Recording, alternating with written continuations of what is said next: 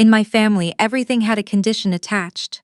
Love, approval, even the right to sit at the dinner table and speak without being interrupted. My mother used to say that my father built his business from nothing, and maybe that was true. But somewhere along the way he started treating the people around him the same way he treated his assets. Everything was a transaction. Everyone had a price. I grew up in a house in North Vancouver that most people would call a dream. 4 bedrooms, a view of the inlet, my mother's garden along the south fence. My father ran a mid-sized property development company. Nothing billionaire level, but enough that we never worried about tuition, never drove anything under 10 years old, never sat in economy unless the flight was under 2 hours. He was respected. He was also exhausting to love. I was the second child and the only daughter, and I knew from about the age of 12 that those 2 facts would define my relationship with him forever. My older brother was being groomed from the day he could hold a hockey stick. I was being tolerated until someone appropriate came along to take over that role. I started working for my father's company the summer after I finished my business degree at UBCC. Not because I needed the job, I had 3 other offers, but because I genuinely believed I could contribute something. My father said he wanted fresh ideas. What he actually wanted was someone who would implement his old ideas without asking too many questions. For 5 years I did exactly that. I coordinated with contractors, managed timelines on 2 major mixed-use developments in Burnaby and Coquitlam, handled the leasing negotiations for a commercial project in Surrey that my brother had managed to stall for 8 months before I quietly stepped in. I didn't take credit for that last one. My father didn't ask. My brother got a bonus. I met my husband at a project walkthrough in East Vancouver. He was there representing a structural engineering firm my father had just contracted. He was quiet in a way that wasn't shyness, more like someone who had already done the math on a situation and didn't feel the need to perform about it.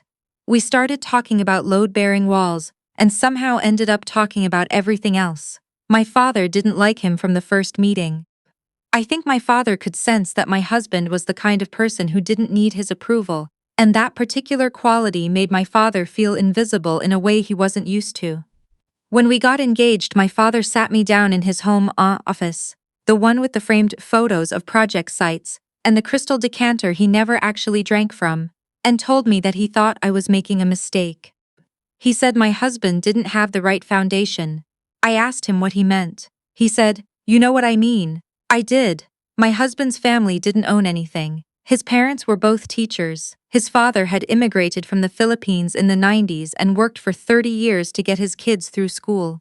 My father considered this a character flaw somehow rather than a remarkable story. I told him I was marrying my husband regardless. My father said, "I see." And then he went very quiet in the way that meant a decision had already been made. The wedding was in September. We held it at a heritage venue in Gastown. Not because my father was paying, but because we had paid for it ourselves, which was a choice I made deliberately once I realized that anything he funded would become leverage. I had learned enough by then to understand that money from my father was never a gift. It was a deposit on future behavior. My father came to the wedding. He sat in the front row and kept his face carefully neutral throughout the ceremony, which was almost worse than if he'd been openly hostile.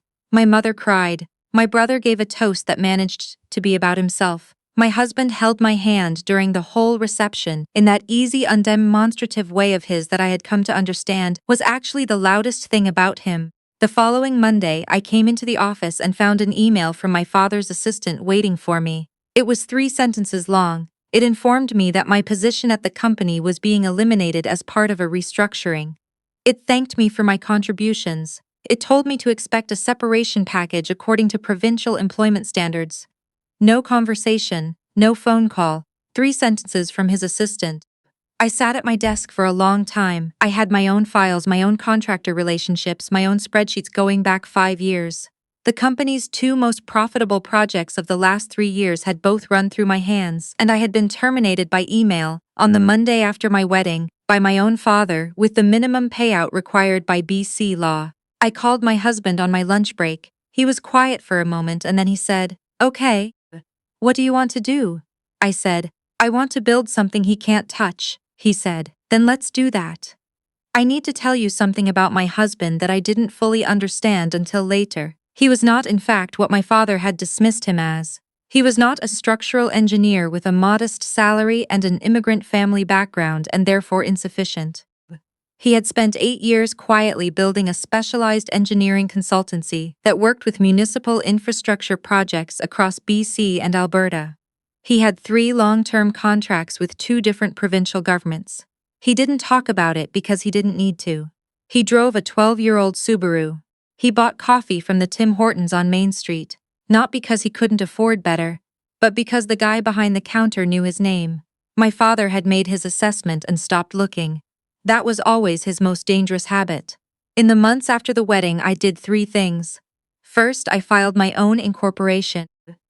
Second, I spent 2 months meeting with every contact I had developed over 5 years in the industry: contractors, consultants, municipal planners, leasing agents. Third, I very carefully did not tell my mother what I was doing. That last one was harder than it sounds. My mother and I talked every Sunday. She was not a cruel person. She genuinely loved me.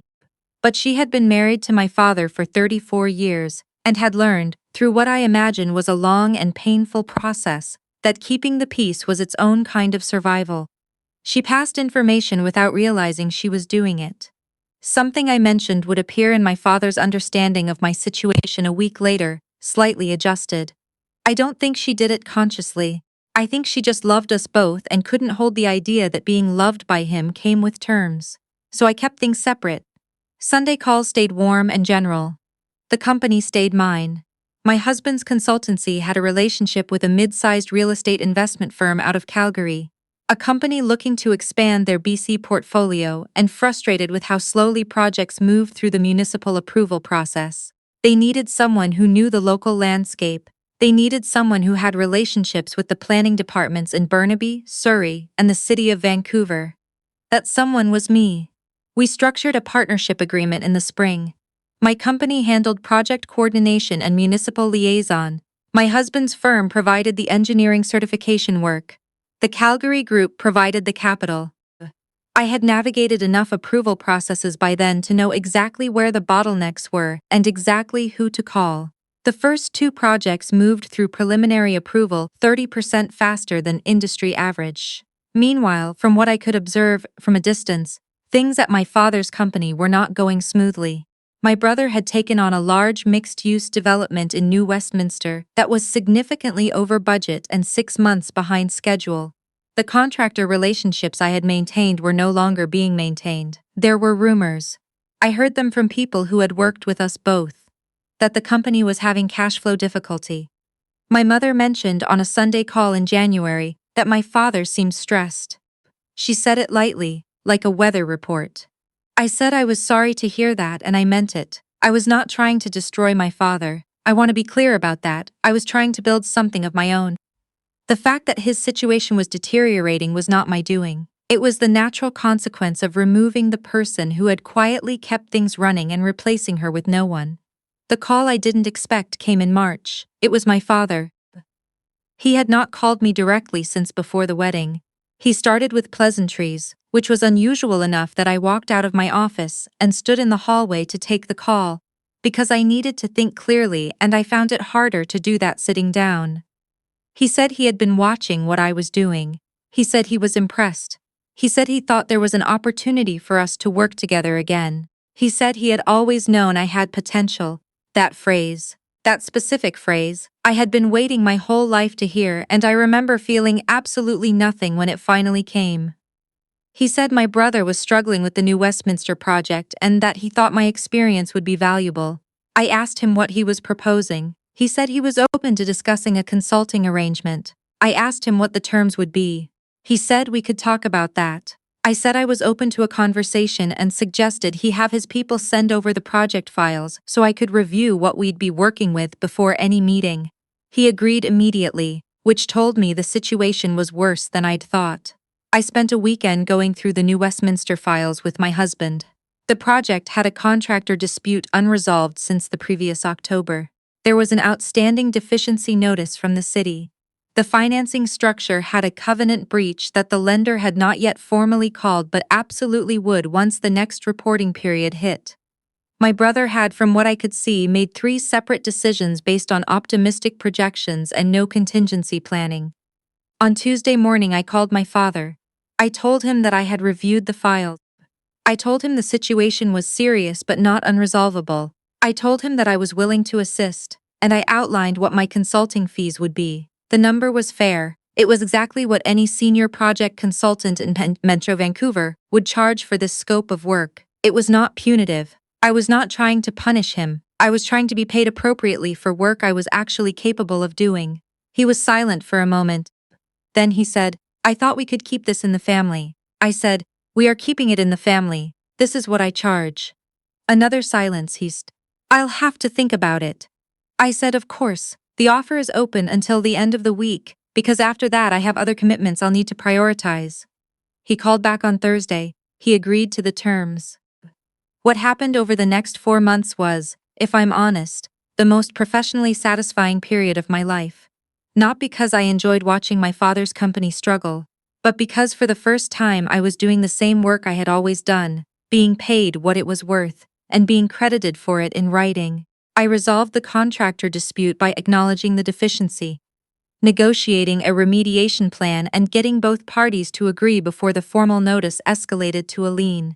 I worked with the city's planning department, people I had been building relationships with for years, to address the outstanding notice in a way that didn't trigger a stop work order. I restructured the project's draw schedule in a way that the lender accepted as a satisfactory cure of the covenant breach. The new Westminster project came in 4 months late and 12% over original budget, which in the current environment was honestly a reasonable outcome. It was far better than where it had been heading. My father thanked me in a phone call. He said I had done good work. He said it stiffly, in the way of someone who has practiced saying a thing they find difficult. I thanked him for saying so. My brother never called.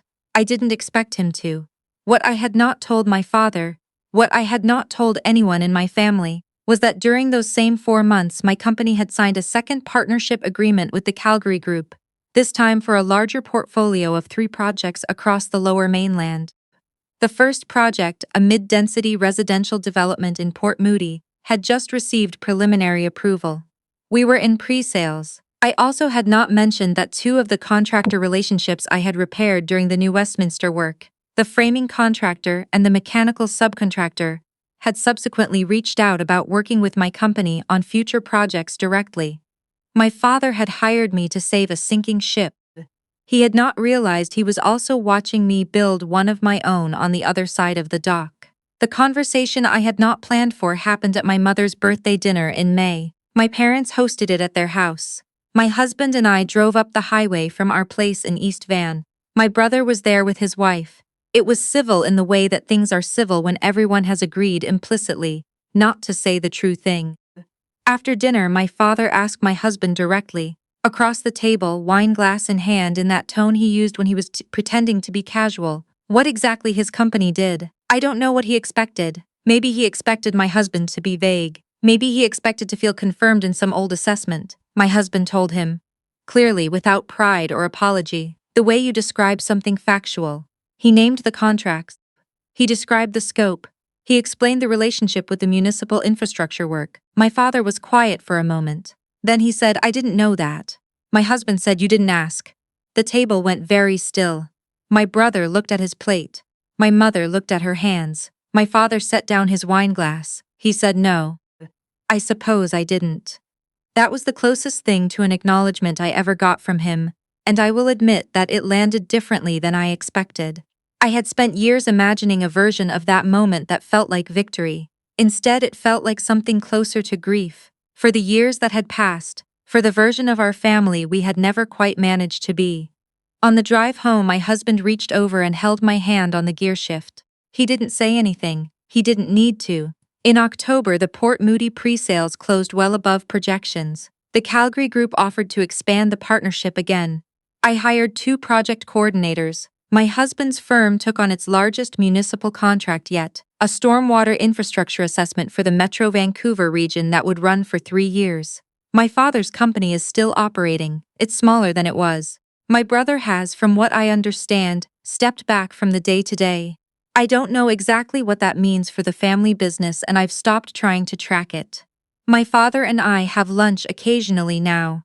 It's not easy. It's not what I imagined it would be when I was 22, and starting at his company and hoping, in the way you hope for things you don't admit out loud, that this would be the beginning of something between us. But it's real, it's honest. I pay for lunch sometimes. He lets me. My mother still calls on Sunday. I still keep the boundaries I need to keep, but I've loosened them a little. I tell her more than I used to. She asks about the projects. She says she's proud of me, and I believe her. My husband is sitting across the living room right now with our dog on his feet and a structural report on his lap, and he just looked up for a second when he heard me typing and gave me that small nod of his. The one that means he sees me, just that he sees me, and I thought, as I have thought many times in the last few years, I chose right. I chose the person who didn't need to win the room.